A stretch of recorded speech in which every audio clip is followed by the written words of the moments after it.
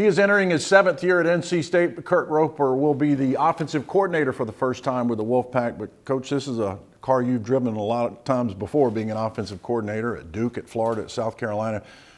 Do you, in your mind and in your ways, have your system in place? Maybe not your schemes, but your system on how you want things run. Sure. You know, I've learned a system a long time ago, and it obviously evolved through the years. And I've been fortunate to be around really good football coaches in the last 7 years and before. And you evolve the system when you get and you learn new things from them. So we have the basis of how we're going to call things, and obviously it's evolved to match 2025.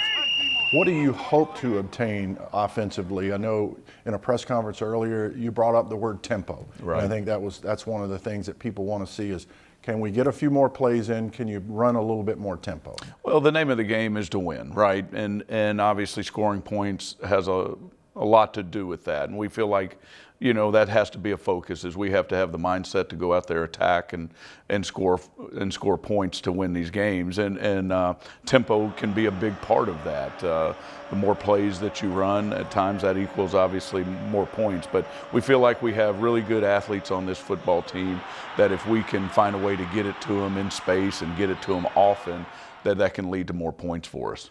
You, for the first time in 3 years, return a quarterback in C.J. Bailey. The continuity there, I know he was kind of put into the fire a little early last year, but how much did he grow? How much did you see in him, and how excited are you for year 2 with C.J. Bailey? You know, very excited with him. He's really a talented young man. He's a great young man to be around. He learns the game quickly, but more than that, he sees the game naturally. He really feels space and timing and, you know, things that go beyond coaching. He is, you know, a guy that just is a really good football player, and excited to get started with him in season 2. Where does he need to grow? What would you like to see him do in season 2? You know, like any young player, they need to get bigger, stronger, faster. He's long. He doesn't need to get taller. Right. But he can put on some weight, which will help him as the season goes on. But processing defense is the biggest challenge for any quarterback once they grasp the system. And obviously he has a really good feel for the system and what we did last year and what we're going to do moving forward, but really understanding and getting the cues from the defense pre-snap to help him make decisions post-snap. You've been the quarterback's coach, so you've worked with him there. Is there a value in that you've been his position coach, and now as the offensive coordinator, you're still going to coach the quarterback position? Sure. You know, obviously we speak the same language, or we have for the last year. And so having all those conversations that you can draw on and grow from really make it easier. And so we already think a lot alike. You've talked about the process and calling plays. Have you decided whether you're going to be on the sidelines with the tablets or you're going to be up in the booth? What do you envision there? You know, really what I envision is me being in the press box. I feel comfortable there. I've called it, you know, 13 years of my career, so it won't be the first time I've done it. And I've always called it from the press box, and I feel like I just see really good.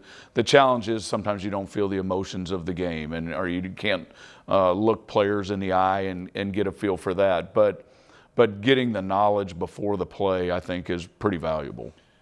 You enter your 7th season here. How did you end up here just 6 years after you were at Duke? You obviously knew the area, but the opportunity to come back to the Triangle and be at NC State, how did that evolve?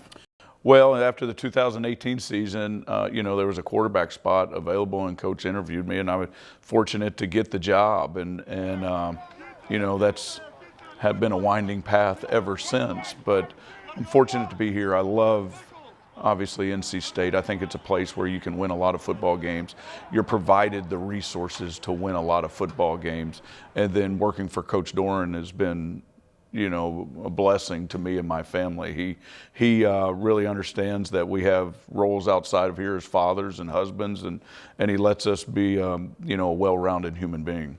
Boy, you come from a football family. Your dad was a coach. Your brother, who's now on staff here with special teams, was a coach. What was the Roper table like talking football? You know, from a young age, I knew I was going to be a football coach. My brother's 6 years younger than me, so it took a little while for us to start having those conversations. But I mean, it's all football. It didn't matter what time of year it was. We were talking football, and that's our passion and our hobby and everything rolled into one. What do you like to do away from football? Because you always have to have something, a diversion away from your livelihood. That's changed through the years. When I was younger, it's golf, and I still love golf. I love to play golf. But now that I have 2 young kids, I just try to immerse myself in what they have going on, and both are really good youth athletes, so I really enjoy that. And I try to be a good dad, stand back and watch, and try not to involve, but just be a spectator. I was awful at that, by the way, just awful at that. Favorite food, and can you cook? You know, I can cook basic things, and if it can be microwavable, I can cook. But I really enjoy, just a good hamburger. Okay, cheeseburger in paradise. There you go. Music, what kind of music do you like? I'm a country music fan, but you go back, I was born in '72, so I listen to a lot of 80s music and really enjoy 80s music, country music, and old Motown music, so I'm a little bit older. Final question, the best thing about football is? That's changed through the years. That's a really good question. And I think as you get older, what you really realize, it's the relationships, and it's the people that you get to be around.